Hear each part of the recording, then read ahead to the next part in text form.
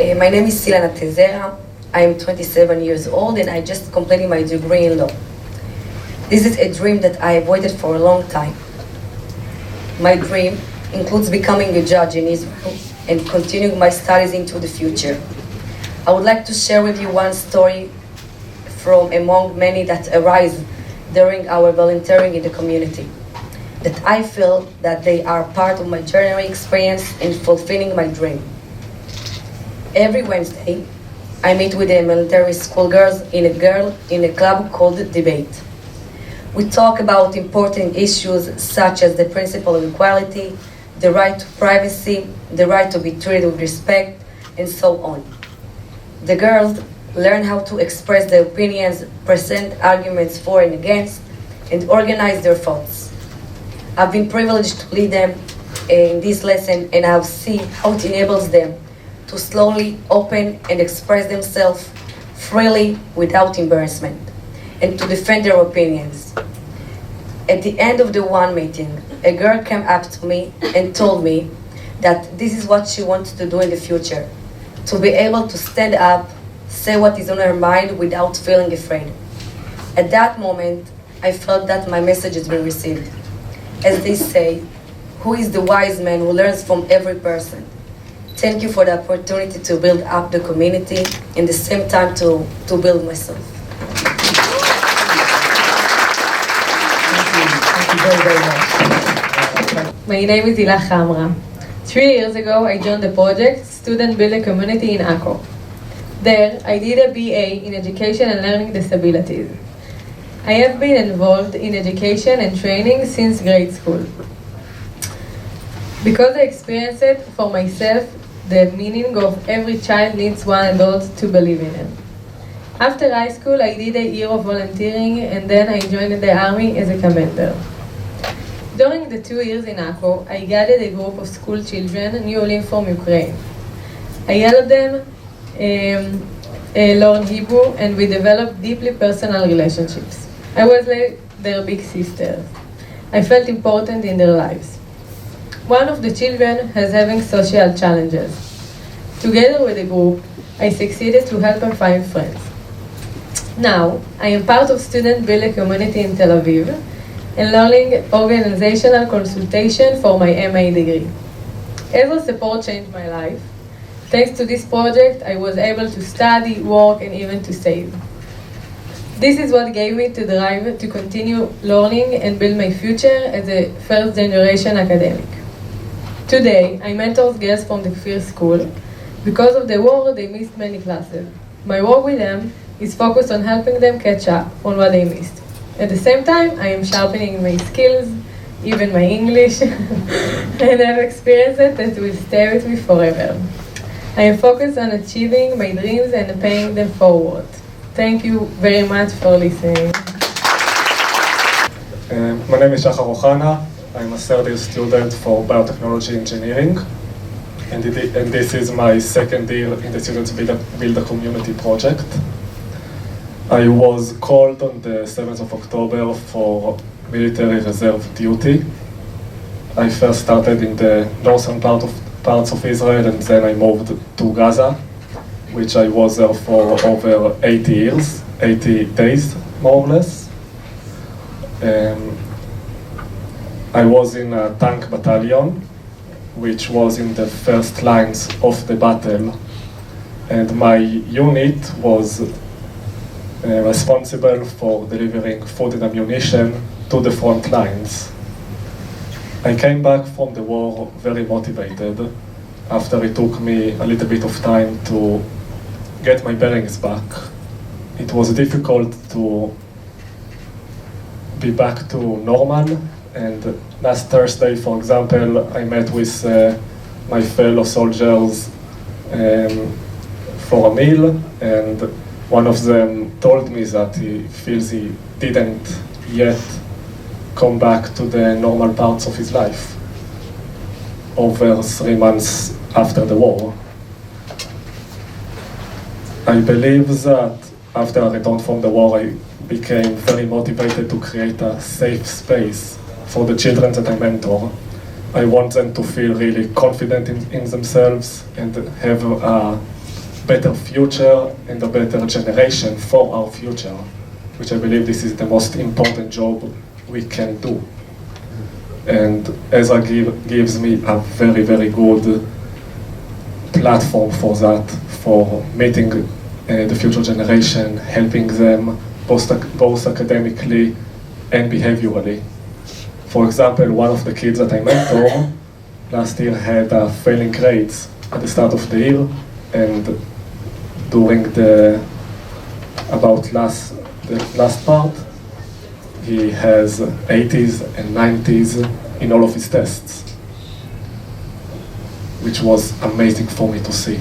Volunteering in the project. I think the project helps in three main ways. The first part is for the children themselves. Like I said, we help them both academically and behaviorally. And I think they will be a very, very good future generation for all of us. The second part is the students themselves.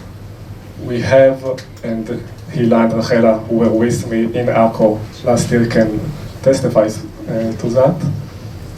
We make a very, very unified community with ourselves. We give ourselves the courage and the ability to improve ourselves, and we all become stronger thanks to that. Finally, Students with a Community project helps the community of Akko. Last year, we made a project where the students met with Akko veterans. We heard their life stories and wrote them down. These are veterans who made Aliyah in the early years of the country. And we gave them booklets in a special evening, including pictures. None of this could have happened if I didn't become part of the ESRA community. And it really gave me a lot, so thank you. First, good evening everybody. My name is Rachela Sabag, I'm 24 years old, and this is my second year in the project, which I'm so proud and honored to be a part of it. And that's a great question, and I have a question to you, audience. Do you know that Israel is the only, and I mean the only country in the Middle East that is eco-friendly and believe in recycling and keeping the environment clean, especially the ocean, which is our most valuable and important natural resource. We want to save it for next generations, of course. I'd like to share 3 amazing, very dear to my heart projects. The first one is in Mechmoret beach, and a bunch of students took for themselves to save the sea turtles. First, they found them injured through the shore, and they're taking them and they're taking care of them until they're strong enough to get back to the ocean. It's very, very, very touching to my heart, and I very want to be a part of it. And the second one, it's the project that I used to do as a little kid. Originally, I'm from Nahariya. It's a project that we do in cities with shore next to them. And it's cleaning the ocean, cleaning the coasts. They're taking the elementary school and the high school students to clean the ocean and to clean the coasts. While most of my class were complaining about it, I was so thrilled. And I say, why all complain? I mean, it's time to spend in the ocean. Come on, have fun. The third one, it's the scientist one, which I want to work as a future marine biologist. And another bunch of scientists took the spirulina seaweed, I don't know if you know it, and they turned it to something edible, of course, that looks, smells, and has the same texture as meat and fish. It's good for a few reasons. One of them is vegan friendly, for all of you out there. Second is healthier. Of course it's healthier, and it's benefit for the whole environment, and it shows how much benefit we can bring from the ocean. And I want to conclude this by saying that we as a community, not just Israel, all of us, we need to save the environment because that's all we have. We only have one planet. And I hope that we all can do our best to just keep it safe for the next generations. So, this evening when you get home and when you wake up tomorrow morning and your friends say to you, what did you do last night? Tell me about this ESRA event. And when you tell them that you heard from a future judge, someone that helps underprivileged kids, a veteran, a hero from the army who's working in Akko, and then a marine biologist, they'll say, this sounds like a beginning of a great joke. But it's not, it's just part of ESRA's fantastic cornucopia and the range of their activities. So with that, we're going to make it even more crazy this evening by going from marine biology over to artificial intelligence. And we're going to ask a question from Sapir. So go ahead, my wonderful colleague. Well, I think this will be the scariest question, at least for us. Maybe not for you guys, because you'll be heading it, but I don't know about you guys, but it's making me feel old, and I'm only 42. But over 40% of current professions will become irrelevant due to the AI revolution. And this is going to happen in the next 5 to 10 years. What steps are you taking to prepare for these changes? So, thank you for giving me the opportunity to answer this. So, hi everyone, I'm Sapir Bashan. Right now I'm in my third year of software engineering, a student in software engineering in the Jerusalem College of Technology. And I would love to share with you, like many of you, I am very interested in AI. And I would love to share with you how AI has impacted me as a software engineer and how I'm preparing for the future. So, AI affected how I work. Coding is so much easier now. And whether it's writing an email or even helping me live in my homework, it just makes life so much faster. But here's the thing, sometimes it makes me a bit lazy. I don't delve deep into the code as much, I don't brainstorm. It feels like I'm putting training wheels on my brain. And also the jobs market is changing too. We've all heard about the new AI advancements.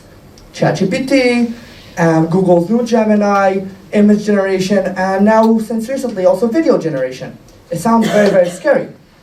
But we all know AI could maybe write a story, could write some code. It can't do everything. It can't build a big project.